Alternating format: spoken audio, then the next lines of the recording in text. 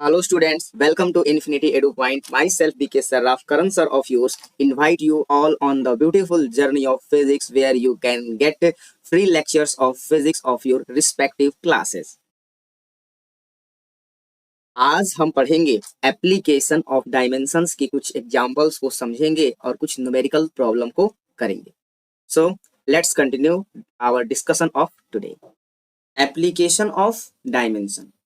Dimension का जो first application है वो ये कहता है कि इसका इस्तेमाल डायमेंशन का इस्तेमाल करके हम किसी फिजिकल इक्वेशन के एक्यूरेसी को चेक कर सकते हैं. यहाँ हमने लिख भी रखा है to check the accuracy of the physical equation.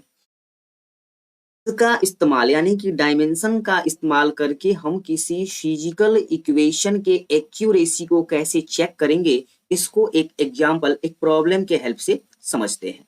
जैसे कि यहाँ पर एक क्वेश्चन हमने लिया है वो ये है, check the correctness of the formula E is equal to 2 pi under root L upon जी.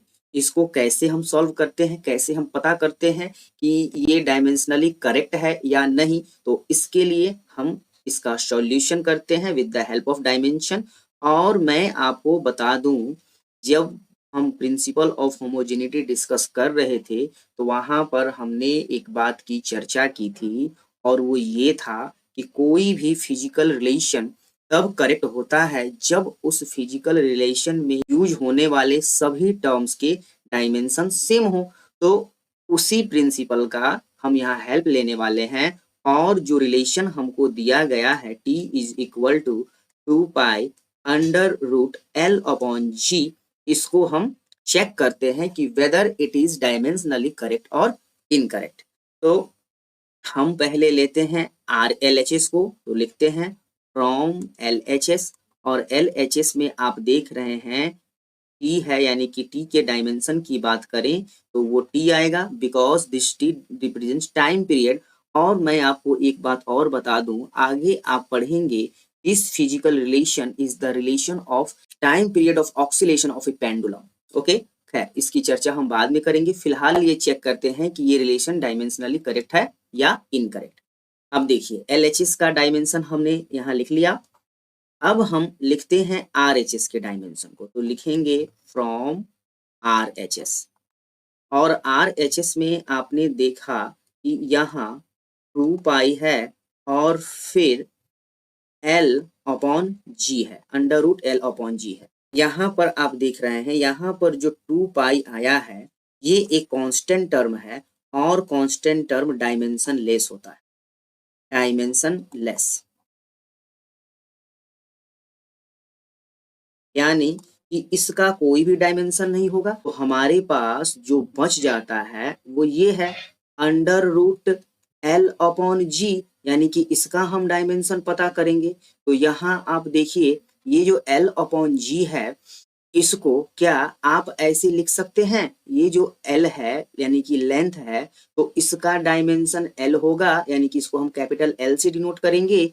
और यहाँ पर जो G है this is acceleration due to gravity, I mean acceleration. तो एक्सेलरेशन का डायमेंशन आप जानते हैं L t to the power -2, जैसा कि हमने पिछले क्लास में डिस्कस किया था. यहाँ हमें जो एक्सप्रेशन मिलता है वो मिलता है 1/t टू द पावर -2, जो कि हम ऐसे लिख सकते हैं अंडर रूट टी स्क्वायर. और आपको पता है अंडर रूट टी स्क्वायर का वैल्यू होता है टी, यानी कि आपने देखा LHS का डायमेंशन और RHS का डायमेंशन दोनों सेम है. और hence we can say that this physical relation, this physical equation is dimensionally correct. तो ये था फर्स्ट एप्लीकेशन का एग्जाम्पल. सेकेंड एप्लीकेशन कहता है to change a physical quantity from one system of unit to another system of unit.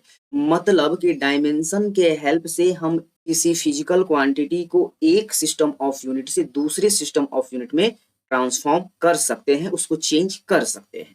तो इसके second application of dimension को हम इस क्वेश्चन से समझते हैं, इस क्वेश्चन के हेल्प से. तो देखिए ये क्वेश्चन क्या कहता है इसको पहले समझ लें.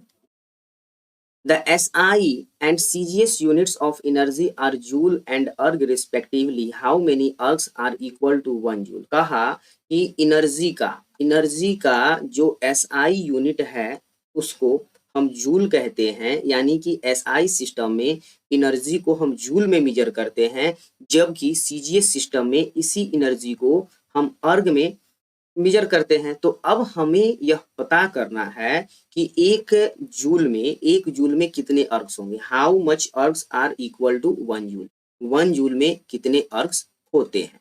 तो इसको हम समझते हैं, इसको सॉल्व करते हैं और फिर हम देखते हैं कि हम कैसे डायमेंशन का हेल्प लेकर के हम एक सिस्टम ऑफ यूनिट से दूसरे सिस्टम ऑफ यूनिट में ट्रांसफॉर्म कर सकते हैं।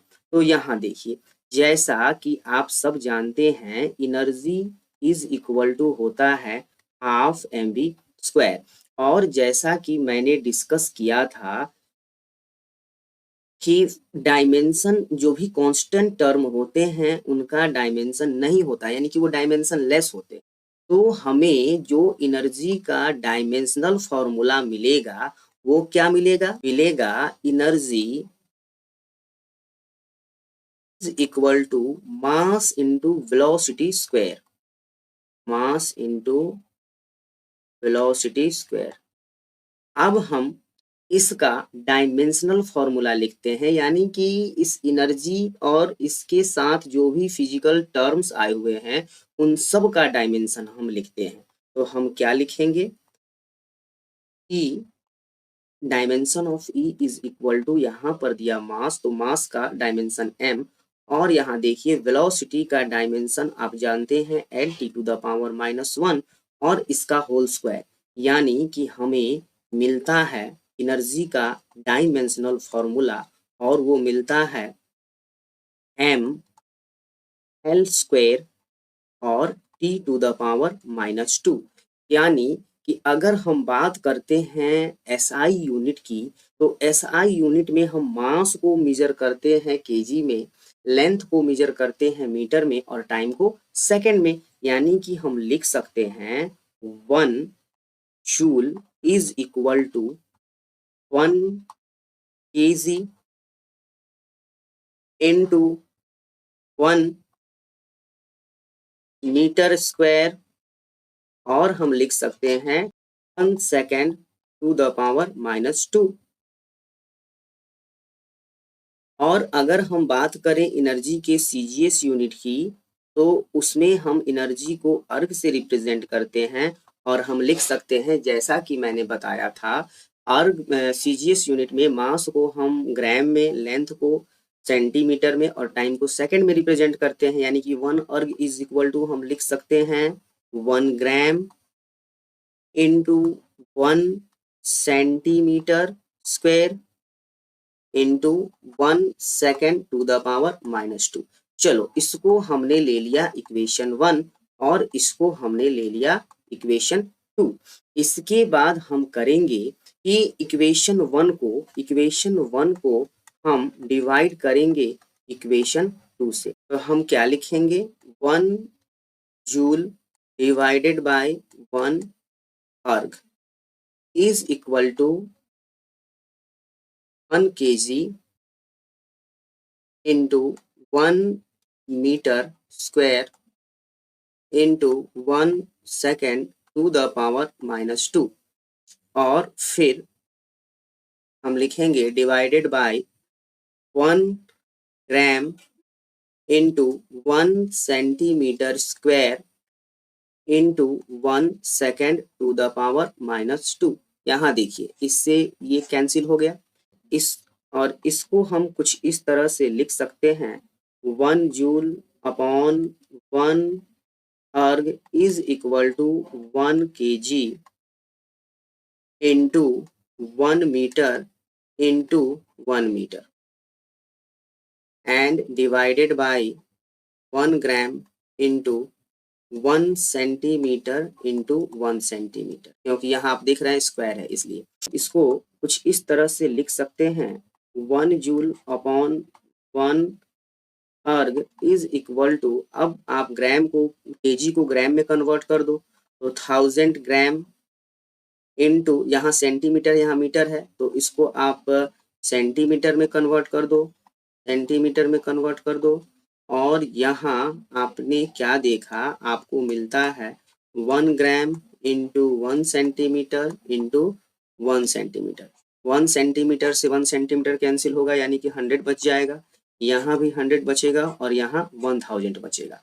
यानी कि हमें क्या मिला, 1 joule upon 1 erg is equal to 10 to the power 7, 10 to the power 7। यानी कि हम लिख सकते हैं 1 joule is equal to 10 to the power 7 अर्ग्स।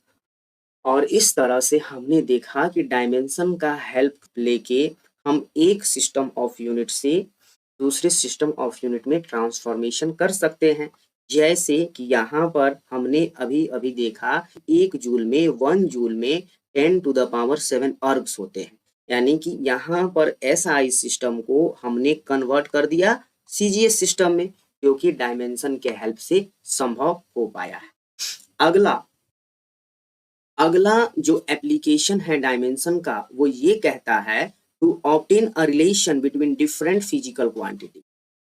Dimension का हेल्प करके हम फिजिकल क्वांटिटीज के बीच में रिलेशनशिप एस्टेब्लिश कर सकते हैं। यहाँ हमने एक क्वेश्चन लिया है और वो कहता है the time period of oscillation depends upon mass of the bob of pendulum, length of the pendulum and acceleration due to gravity, derive relationship between them.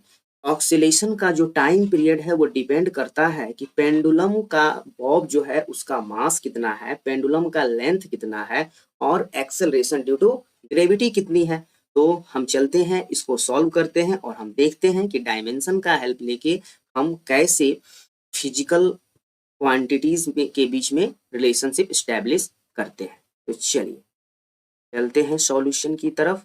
और यहाँ हमने क्या देखा कि टाइम पीरियड जो डिपेंड करता है वो डिपेंड करता है मास पर, यानी कि मास ऑफ द बॉब। मान लो कि बॉब का मास m है और उसका डायमेंशन a है। यहाँ पर देखिए हमने टाइम पीरियड यानी कि t directly proportional to mass लिखा है, यानी कि t डिपेंड करेगा मास पर और मास का डायमेंशन हमें पता नहीं है तो हमने a मान लिया।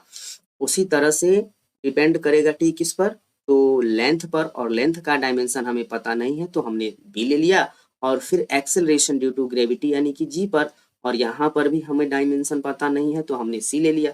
और यहाँ देखिए आप 9th क्लास से ही पढ़ते आ रहे हैं, जब यहाँ पर साइन ऑफ प्रोपोर्शनलिटी की बात हो जाती है तो इसको हम चेंज करते हैं किसी कांस्टेंट से और हम यूज करते हैं कांस्टेंट ऑफ प्रोपोर्शनलिटी।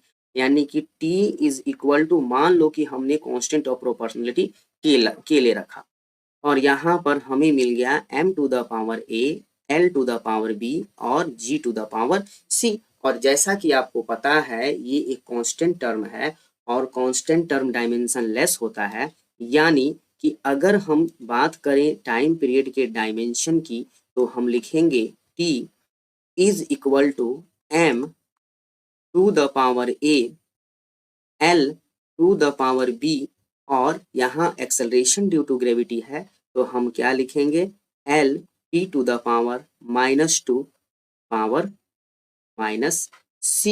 यानी कि हम लिख सकते हैं dimension of t is equal to m और इसका डायमेंशन a। और यहाँ पर आप देख रहे हैं L और L 2 बार आया है, यानी कि यहाँ पर L का जो डायमेंशन होगा b प्लस c होगा और फिर यहाँ t का डायमेंशन जो होगा वो -2c होगा। अब अगर हम इस टाइम पीरियड के डायमेंशन की बात करें तो यहाँ आप देख रहे हैं m का जो डायमेंशन है वो क्या है, 0 है, L का डायमेंशन भी 0 है और t का डायमेंशन 1 है। यानी कि हम लिख सकते हैं ma L b plus c और t -2c। अब आप देखिए कि यहाँ अब हम इन दोनों साइड LHS और RHS के डिफरेंट फिजिकल क्वांटिटी के डायमेंशन को कंपेयर करेंगे तो हमें क्या मिलेगा, आप देखो। चलो एक बार फिर से यहाँ लिख लेते हैं। हमने क्या देखा, m का डायमेंशन 0 है, l का डायमेंशन 0 है, t का डायमेंशन 1 है और इधर जो हमको मिला है m का डायमेंशन a हमने मान रखा है, l का डायमेंशन b प्लस c हमने ऑब्टेन किया है रिलेशन से और t का डायमेंशन हमें -2c मिला है। तो हम कंपेयर करते हैं, लिखेंगे on comparing the dimension of different physical quantities of this relation, on comparing